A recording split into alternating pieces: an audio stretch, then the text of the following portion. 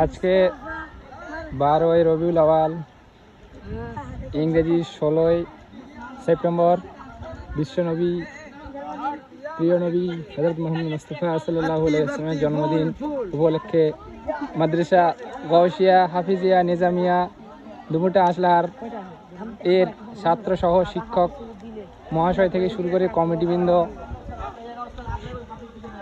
সবাই মিলে জুলুসের র্যালি বের করা হয়েছে।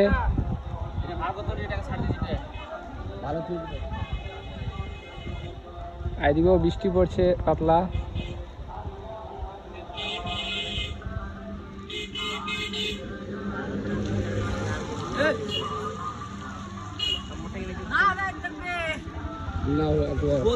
ঠিক আছে, বোধ মহিলা ঠিক আছে।